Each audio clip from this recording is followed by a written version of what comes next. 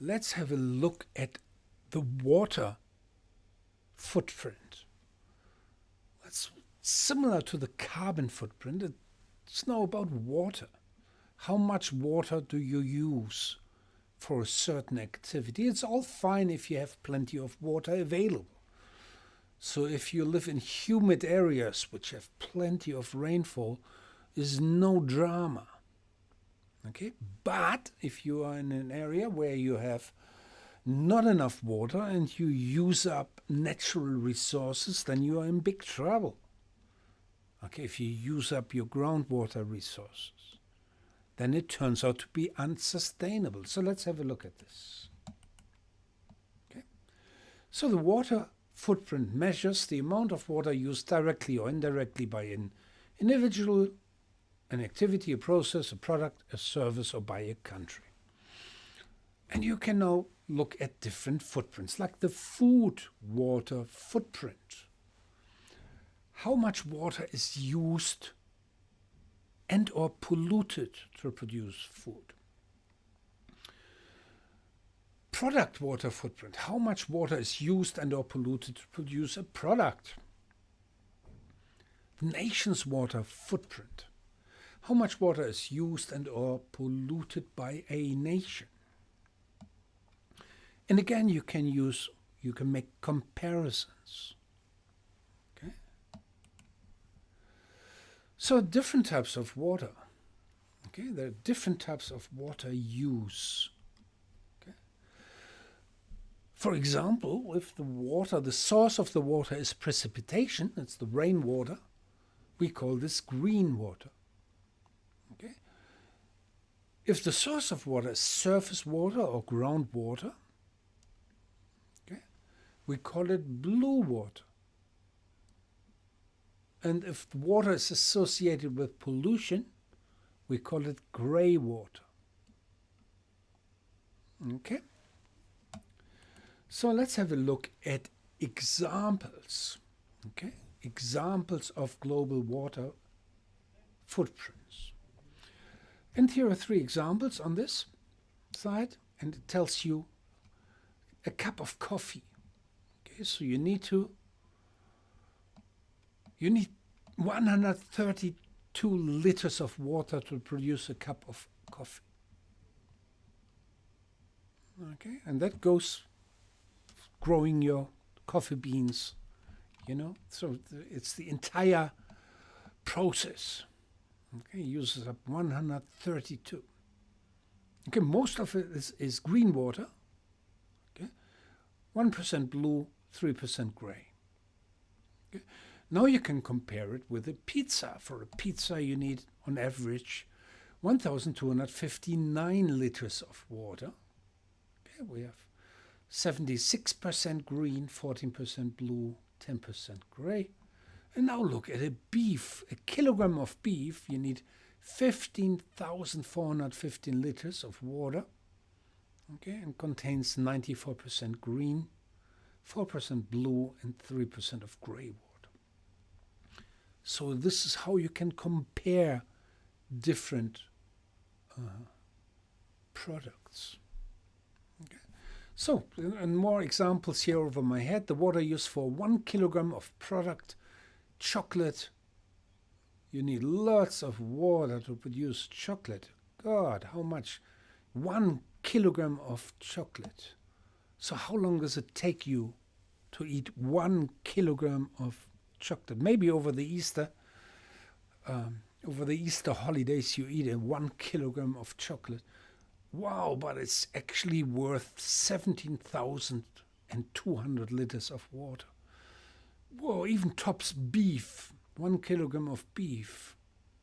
Okay, sheep meat, pork, much less. And avocado, kilogram of avocados, I'm not sure, how long that takes to eat. Anyway, okay, here we go. These are examples of the global water footprint. Okay, and we can actually look at the total water footprint of food crops production, which excludes fiber crops, rubber, tobacco, and fodder crops is included. Here's a little map, and the water footprint is expressed in millimeters, which is an equivalent of precipitation.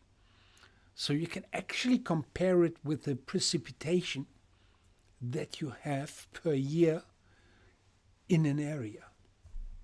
Okay? And you can see these different areas. Okay? And it also shows you with which countries, and India and China and the US are in the top. You can see here in the red colors, you can see where the areas of the top global water footprints are. Okay? So in absolute terms, the countries with the highest water footprints are in billion tons per year: India, followed by China, followed by the US, then Russia, Indonesia, and Brazil. Okay, here you can see the water use in countries. Okay. Okay, and you can, again, here's another example that I found. And it shows two graphs. And on the left graph it's the water footprint expressed in liters per kilogram of product. Okay, we've had a look at that before, and you can see that beef stands out, but almonds are fairly high up here, and then come some other. You can all compare different type of products, 1 kilogram. But probably it's even better to do is shown on the right hand side. It's actually the water footprint expressed in liters per kilocalories. Okay, so you can actually directly compare different products for your diet, for your diet requirements. And you can see that beef stands out again as you use the most. You need something like 10 liters per kilocalorie, okay, which is much bigger than any of the other products. And that's a very useful way to compare the global water footprint. Maybe it's the best way to compare it, actually. Yeah. All right, and that can inform your choice of what you eat in order to reduce the footprint. Okay. So what's also shown here is the unsustainable blue water footprint related to crop production. Okay. So what it means is if unsustainable, you use more water than the system provides for. Okay? So you use additional water resources. And let's have a look at the products that are associated with that. Wheat, rice, cotton, sugarcane, fodder, and some other products, some other crops. And you see that India is a big overuser,